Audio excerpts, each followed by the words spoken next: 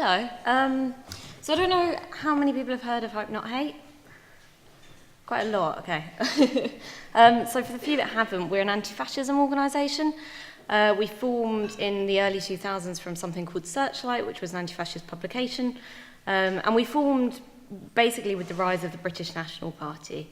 What we saw was the British National Party was taking hold of communities and traditional forms of anti-fascism weren't working. So screaming Nazi scum at people was not going to change the minds of working class mothers in communities who saw the BNP running litter picks, who had these anxieties about what was happening to their communities, who weren't happy with their own lives and their own situations, and were being offered very, very simplistic answers to very, very complicated problems.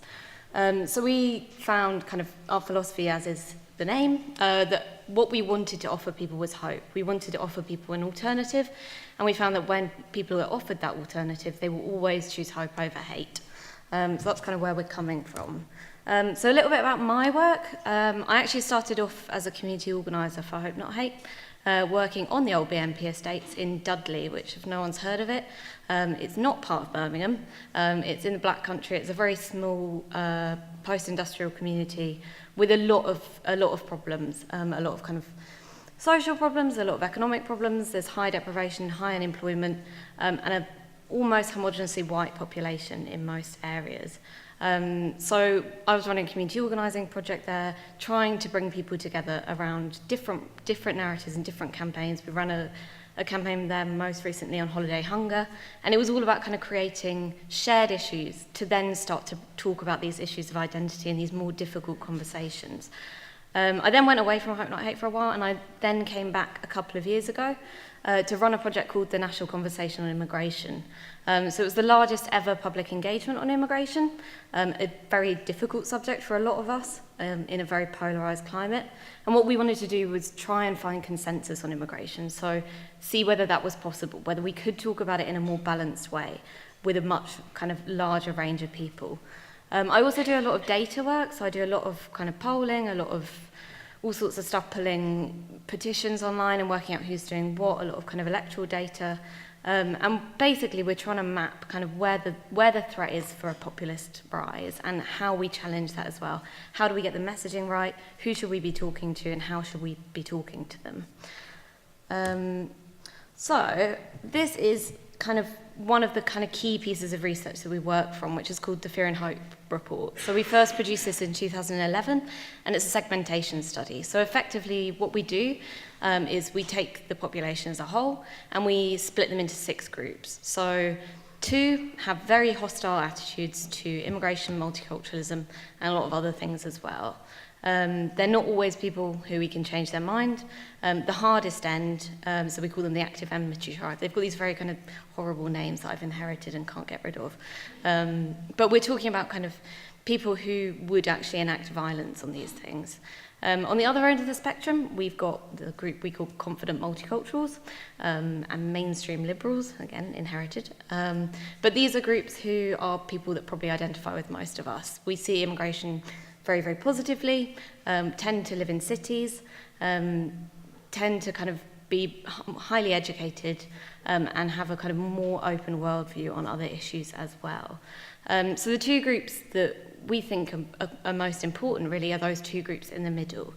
So the immigrant ambivalents are our kind of core groups. So these are people who are, as the name would suggest, a bit more ambivalent about identity issues, but they are economically motivated. So these are people who could quite easily swing, and we've seen people swing into that hostile end of things, but they can also be brought back to the other side as well.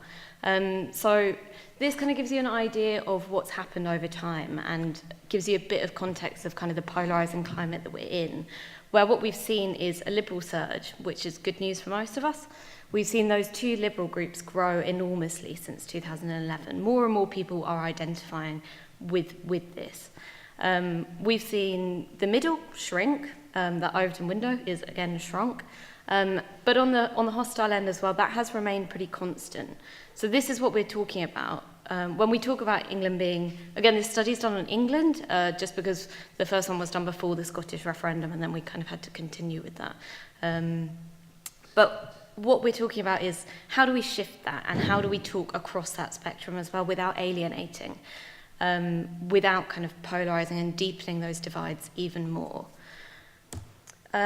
So these look really, really complicated, and I don't want to kind of put too much data on you because it can be quite boring as well. But just to give you a bit of an idea, so what we wanted to do was take those two hostile ends and look at actually what was happening there. So what we found again was huge geographical divides, which will not be too much of a surprise to many people in the room. But each of these dots kind of represents the different colours of the two different tribes on either end of that spectrum. So when we put this against deprivation and multiple kind of variants of deprivation as well, we found that there was huge disparities between the confident end and the more hostile end. So we took this data and we basically projected it onto neighbourhoods, so to areas of about 1,000 houses. So each of these dots is an area of about 1,000 houses.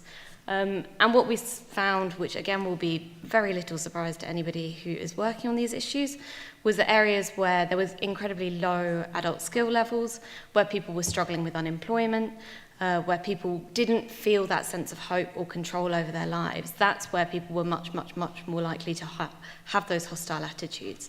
Again, we found a complete difference between towns and cities. Cities were generally very, very comfortable with multiculturalism, also towns like Oxford or Cambridge, places where education was kind of key. So just for contrast, the area where we found the highest concentration of these hostile attitudes was a place called East Marsh in Grimsby, where estimates are between kind of 40 to 65% of people that don't have a single GCSE. To contrast that, the most kind of confidently multicultural area in the country was the whole area surrounding St John's College in Cambridge. So we are looking at kind of this polarising context is, Will Jennings is this academic who calls it two Englands, and that is really the context that we're dealing with, and it's how do we fight hate in that polarising context. So to break this down a bit more into issues, immigration. Immigration is something that a lot of us find it very, very difficult to talk about with our own families, let alone the whole country. So this was part of why we wanted to run this national conversation.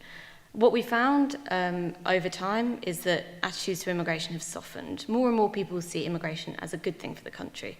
We've not kind of won the war. There's still 40% of people who think it's bad. But things are moving. There is kind of an opportunity there to talk about things in a different way. But where we're talking about it matters as well. So in the national conversation, we ran an open survey. So it was open to absolutely anybody.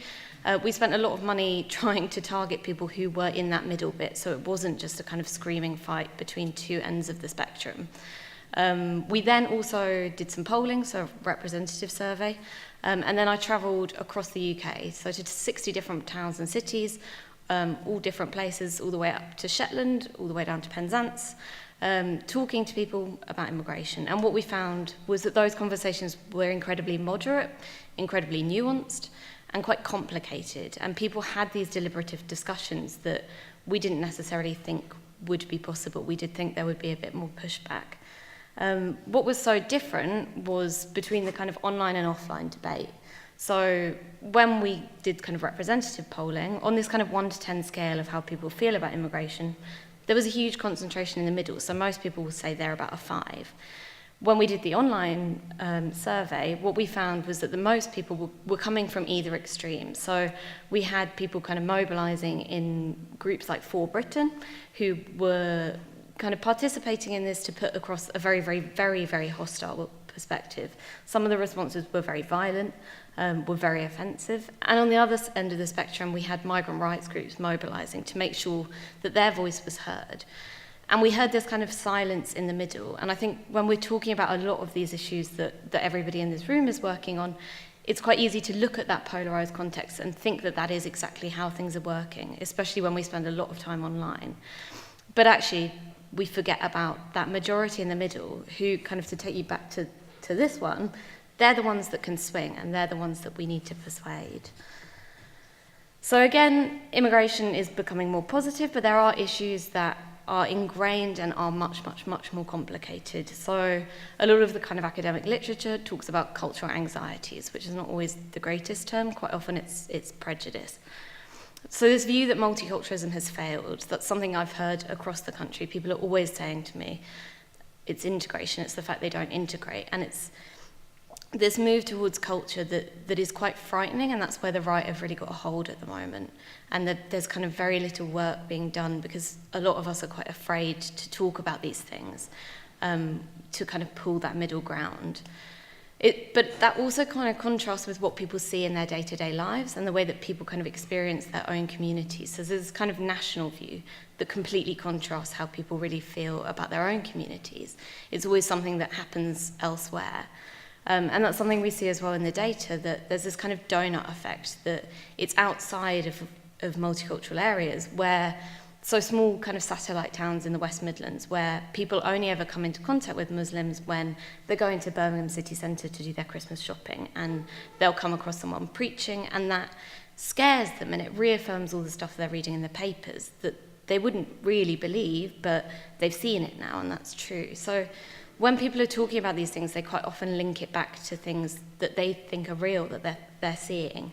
So I think when we're campaigning, we need to think as well about what these things are. So again, a lot of these anxieties are concentrated around Muslims. So we've seen this kind of concentration of anxieties from immigration more broadly towards Muslims and Islam in Britain. So in July 2017, our kind of last time I asked the question, just 10% of people believed that Muslims were similar to them. And that was completely different from every other religion that we looked at. In our July 2017, the same poll, 52% of people said that Islam poses a serious threat to Western civilization. So, I mean, that's the scale of the problem that we're looking at. But again, it's how we talk about these things. So, as part of the national conversation, we ran a youth panel in Carlisle. And this is something that's really stuck with me. This young girl was very, very nervous when she was saying this. And it was this idea that everything was incredibly polarizing in opinion. So either they're going to be telling you about the dirty Muslims, or they're going to be telling you how Muslims are the best thing in the world. And I don't think either of them are right. And I think for a lot of people in that middle ground, they're struggling to find information that resonates with them, but also that they can trust. And I think what we're seeing is a lot of people kind of shouting from both ends and very little work being done to actually kindly and understandingly kind of talk to people and try and move them kind of from where they are. When people were talking about Muslims as well, when they were kind of expressing a lot of prejudiced views, they were very, very careful not to cross the boundaries of racism or what they perceived to be racism. So they were very, very careful in the language that they were using, but the kind of sentiments were still there. Quite often people were saying things that were kind of implicit. They never named an ethnic group, a nationality, or a religion, but the prejudice was very much there. And I think that's another thing, that we need to try and kind of work out a language to talk about these things, because it's not enough to kind of put bans on things and say this word and that word are wrong and not deal with the insecurities and anxieties that are there as well. Of course, we're not pandering to prejudice. There's no way that we should do that. But it's finding a different way to start to deal with this, because unless we can talk to the people in the middle, the only people who are speaking to people with anxieties are those on the right. And that's really where they're kind of getting a hold at the moment. So I know that a lot of this is going to be about fake news and about kind of things that are happening online. We have seen a huge rise in this as well. So talking about kind of conspiracy theories, we've found this huge kind of growth in political mistrust, particularly since Brexit. And the Brexit process itself has felt like it's kind of contained in Westminster. Nobody is really reaching out to talk to people. So we've seen political mistrust grow. When political mistrust grows, people start to look outside the system. And when they look outside the system, they find the far right quite often. So 68% of people saying that none of the political parties speak for them. It's not much of a surprise in many ways, but it's what we do with that as well. So global warming, 15% thinking it's untrue. Anti-Semitism, But also, I mean, looking at who's saying this, men were always much, much, much more likely to believe conspiracy theories than women. And I think when you're looking at your target audience as well, we've always found that it's middle-aged women who are most likely to shift. And it's also kind of talking about quite traditional gender roles, which is something we're often fighting against. But actually, talking about children and education with women has been kind of one of our most effective pulls. It's not always something that we want to do, but there are always kind of trade-offs within this as well.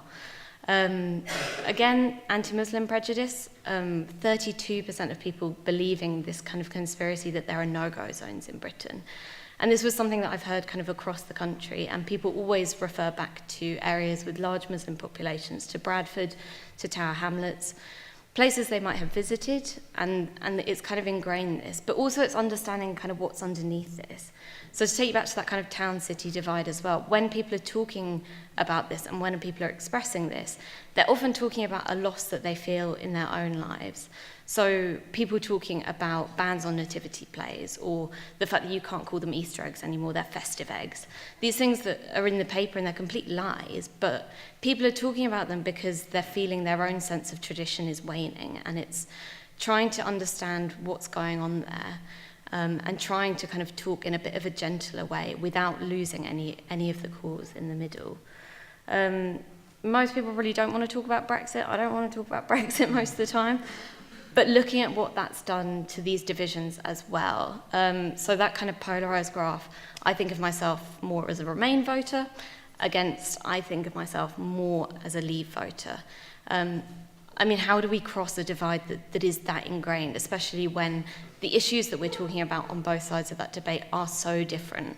Immigration being an incredibly important thing for Leave voters, much less for Remain voters, who are talking about jobs and the economy. And a lot of people, when they're talking about it, talk about heads and hearts and this sort of thing. But we don't necessarily talk about kind of what will bridge that divide. And it's not going to be talking about jobs and the economy to people who don't quite trust that. I mean, one of the biggest things that I've heard across the country is this sense that they're only talking about it now that their boat's been rocked, and it's only now that money might be taken out of London and they might lose a bit of their savings and their expensive townhouse in Islington that they actually care about the economy and the austerity that I've been dealing with in my life.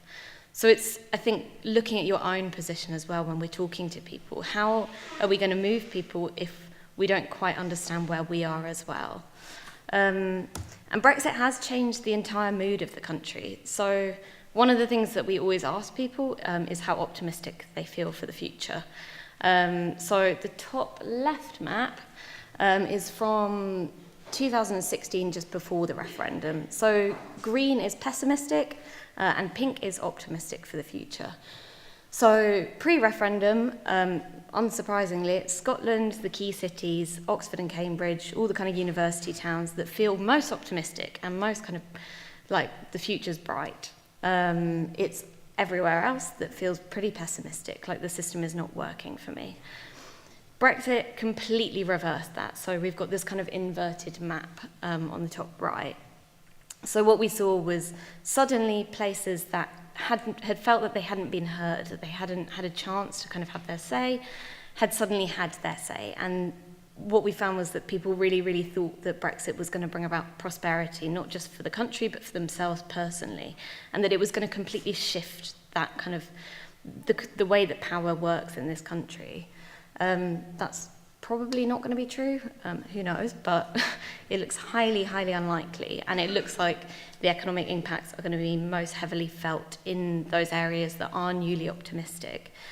And I think when we talk about these things as well, I mean, I've spoken to a lot of people who are working on anti-Brexit campaigns, and they're trying to talk about the fact that these economic impacts are going to hit these people worse, and what they've not understood is this optimism and the fact that that was a campaign that completely resonated with them and that they felt heard by.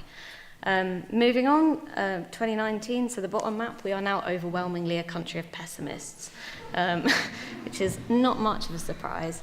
But it's also understanding where those are and what that pessimism means, because for those people that for that fleeting moment felt that Brexit was going to bring what they really wanted, that feeds this kind of betrayal narratives and so on. So it's not enough for us to just think that because everybody is suddenly on the same page again, people are feeling this mood very, very, very differently.